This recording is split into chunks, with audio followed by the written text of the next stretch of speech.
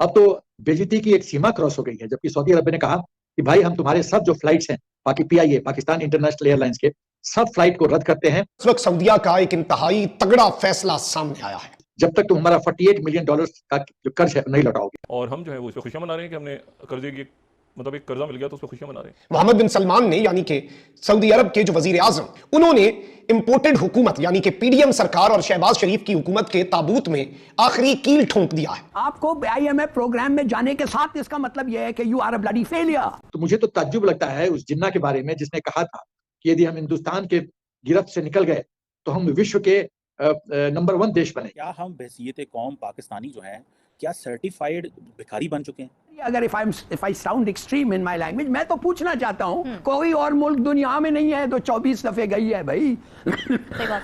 और कई लोगों ने तो हमें कहना शुरू कर दिया कि यार ये तो इंटरनेशनल सर्टिफाइड बेगर्स हैं। छोटे आइलैंड्स के मेंबर्स बैठे होते हैं, कहते हैं नॉटी बॉयज, तुम लोगों को आता नहीं है, तुम लोग स्पेंडथ्रिफ्ट्स हो, तुम लोग समझते नहीं हो। अच्छा लगता है आपको वो सुनते हुए? सऊदी को समझ में आ रहा है कि यदि पाकिस्तान को ज्यादा मदद किया तो उसके राष्ट्र हित में नहीं है।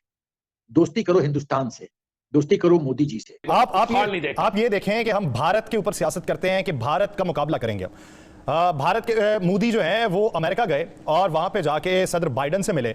वहां पे 5 मुआहिदे हैं जो बिलियन और ट्रिलियन डॉलर्स के मुआहिदे हैं, जिसके अंदर फाइटर जेट के इंजन्स बनाना है, जिसके अंदर माइक्रोसॉफ्ट की चिप्स बनाना है।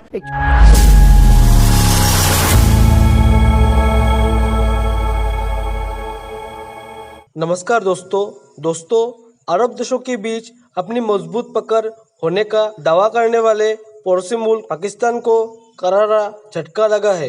पाकिस्तान पहले ही आर्थिक तंगी से जूझ रहा है। इसी बीच सऊदी अरब ने यह धमकी दी है कि अगर पाकिस्तान इंटरनेशनल एयरलाइंस PIA द्वारा बकाया का भुगतान नहीं किया गया तो दोनों देशों के बीच कोई विमान नहीं चलाया जाएगा। यहाँ तक कि हज यात्रा को भी बंद कर दिया जाएगा। रिपोर्ट के मुताबिक PIA को सऊदी अरब एविएशन अथॉरिटी के $48 मिलियन के बकाया का भुगतान करना है, जो लंबे वक्त से लंबित है। सऊदी अरब की सिविल एविएशन अथॉरिटी ने पाकिस्तान को नोटिस जारी किया है। PIA से ये स्पष्ट शब्दों में कहा गया है कि $48 मिलियन की रकम का भुगतान जल्द से जल्द नहीं किया गया तो दोनों देशों के बीच हज यात्रा सहित सभी विमानों का ऑपरेशन बंद कर दिया जाएगा। आपको बता दें कि पाकिस्तान पहले ही पूरी तरह से कर्ज में डूबा हुआ है। किसी भी वक्त उस पर श्रीलंका जैसा हाल होने का खतरा मंडरा रहा है। चलिए दोस्तों, इसी पर आगे पाकिस्तानी मीडिया के रिएक्शन देखते हैं। पाकिस्तान में तो सब सेल पर जा रखा है, एयरपोर्ट सेल पर, जिन्ना कपाक सेल पर, ये सेल पर, वो सेल पर इसमें अभी सबसे इंपॉर्टेंट बात आई है Saudi has stepped in a big way. Sir, हमारे पास क्या लेटेस्ट इंफॉर्मेशन है पाकिस्तान के बारे में और ऐसा क्यों हो रहा है? देखिए, ये जो पाकिस्तान मुस्लिम ब्रदरहुड की बात करते हैं, मुस्लिम उम्मा की बात करते हैं, 57 देश हैं, कोई तो इनको कर्ज दिया नहीं। अब तो बेइज्जती की एक सीमा क्रॉस हो गई है, जबकि सऊदी अरब ने कहा कि भाई हम तुम्हारे सब जो फ्लाइट्स हैं PIA पाकिस्तान इंटरनेशनल एयरलाइंस के सब फ्लाइट को रद्द करते हैं जब तक तुम हमारा $48 मिलियन का जो कर्ज है नहीं लौटाओगे। और इसके वजह से पाकिस्तान के 50,000 पिलग्रिम्स सऊदी अरब में लटक गए, नहीं आ सकते। और पाकिस्तान एयरलाइंस सऊदी में अब फ्लाई नहीं कर सकता, वहां नहीं जा सकता। तो मुझे तो ताज्जुब लगता है उस जिन्ना के बारे में जिसने कहा था कि यदि हम हिंदुस्तान के गिरफ्त से निकल गए तो हम विश्व के नंबर 1 देश बनेंगे। ये जिन्ना ने कहा था। और नंबर 1 देश की स्थिति अब देख लीजिए। ये पड़ोसी के पैसा से समोसा खाने का जो आदत है पाकिस्तान का, वो नहीं चलेगा। सऊदी को समझ में आ रहा है कि यदि पाकिस्तान को ज्यादा मदद किया तो उसके राष्ट्र हित में नहीं है। दोस्ती करो हिंदुस्तान से, दोस्ती करो मोदी जी से, उससे फायदा ही फायदा है। और आपको जान के ताज्जुब होगी, जिस बात पे आज तक सऊदी उछल रहा था, ऑयल, उसका अल्टरनेटिव काफी हद तक हिंदुस्तान ढूंढ लिया है और ढूंढ लेगा। तो बहुत दिन ऑयल उनके लिए एक आर्थिक ब्रह्मास्त्र नहीं रहेगा। तो फिर कौन मदद करेगा? विश्व का सबसे बड़ा मार्केट, वो कौन मार्केट है? हिंदुस्तान का मार्केट। पाकिस्तान खरीदेगा क्या उसका सामान?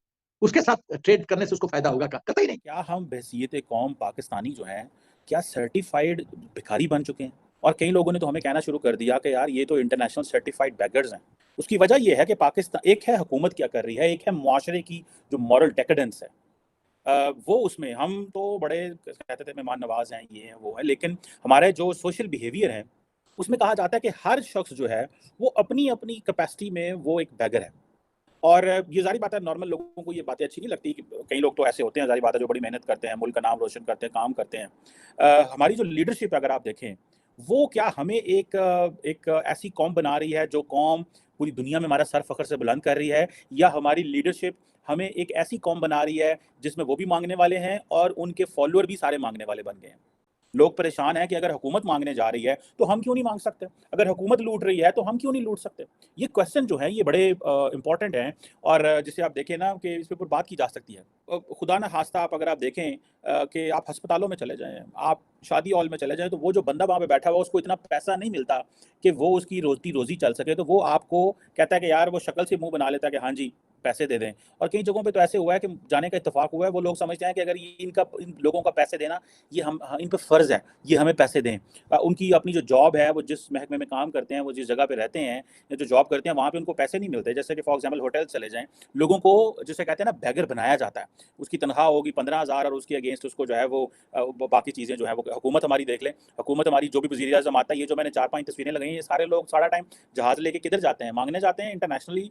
कभी ये सऊदी अरब पहुंचे होते हैं, कतर को पहुंचे होते हैं, यूएई पहुंचे होते हैं, चाइना पहुंचे होते हैं, IMF पहुंचे होते हैं। भाई अगर ये पैसे लूट लाट के इस तरह ही करने हैं, मांग मूंग के मुल्क चलाना है, तो मैं भी चला लूंगा, मुझे क्या प्रॉब्लम है, या किसी और को क्या प्रॉब्लम है कि वो जाए और जाके पैसे मांगे और मुल्क चला ले।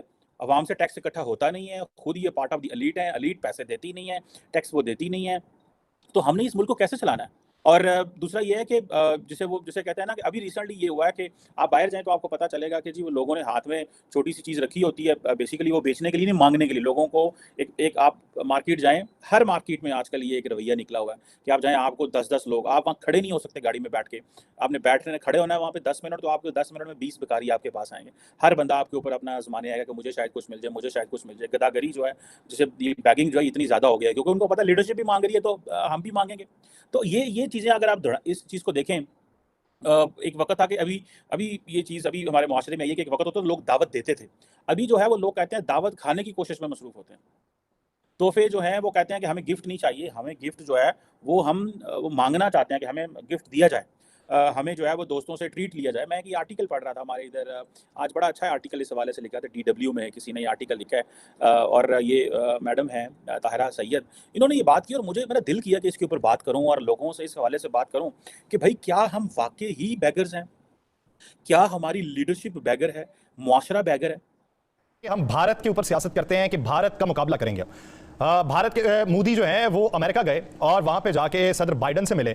वहां पे 5 मुआहदे हैं जो बिलियन और ट्रिलियन डॉलर्स के मुआहदे हैं, जिसके अंदर फाइटर जेट के इंजन्स बनाना है, जिसके अंदर माइक्रोसॉफ्ट की चिप्स बनाना है, जिसके अंदर 2024 में स्पेस मिशन में उनका हिस्सा बनना है, जिसके अंदर IT एक्सपोर्ट को ट्रिलियन डॉलर्स के ऊपर लेके जाना है, और जिसके अंदर वर्ल्ड ट्रेड ऑर्गेनाइजेशन के 6 डिस्प्यूट थे वो भी हल करवाना है। ये है भारत की इस वक्त मुआशी तौर पर हिकमत अमली। हमारी क्या है उसके मुकाबले में? हमारी ये है कि जनाब हमने अपना आप किस तरह बनाना है। हमारी ये है कि जनाब हमने किसी जगह जाके ये कहना आपको आम देने आए हैं। हमारी ये है कि हमने अपने साथ 2 फोटोग्राफर, एक वीडियो वाला रखना है, जनाब मैं जिससे मिलूं मेरी वीडियो बनानी बस, उसके बाद बाकायदा सरकारी तौर पर उसे वायरल करना है। ये हमारे पास है। हम अपने मुल्क के लिए कितना सोचते हैं ये तो देखें ना जरा, किस हुक्मरान ने कितना अपने मुल्क के लिए सोचा, कौन हम पर कितना इत्मीनान करते हैं, ये भी हम देखें। ये बड़ी एक हैरानगी वाली बात है। हम बार बार कहते हैं, हमने कहा कि हमने अभी हमारे वज़ीर आज़म साहब ने कहा जी हम एटमी मुल्क हैं, अब हम कशकोल नहीं उठाएंगे। चलिए अल्लाह करे, मैं तो कहता हूँ मैं सबसे पहले सलूट करूंगा और वो करें ये काम। कशकोल उस वक्त तोड़ा जाता है। वैसे इस बात पे याद आया कि कोई आपसे कर्ज लेने वाला मुसलसल आपसे कर्ज मुस्तार लेता रहे तो वो हर बार यही कहता है कि अब की बार दे दो, आज के बाद नहीं लूंगा, और हर बार वो वही जुमला दोबारा से दोहराता रहता है। और ये ऐसा ही है कि 3 अरब डॉलर्स का अगर मुआहदा तय पा गया तो उसके बाद अगर कहा जाए कि आज के बाद हम कर्ज नहीं लेंगे, कशकोल को तोड़ देंगे, ये वही मंजरनामा है जो एक मांगने वाला जो पिछले 13 साल से मांग रहा है उसका वही जुमला। जय हिंद दोस्तों, स्वागत है आपका आपके YouTube चैनल जय हिंद पर। वीडियो को लाइक और चैनल को सब्सक्राइब जरूर करें, और हम आपके लिए पाकिस्तानी मीडिया के एक से बढ़कर एक लेटेस्ट वीडियो लाते रहेंगे।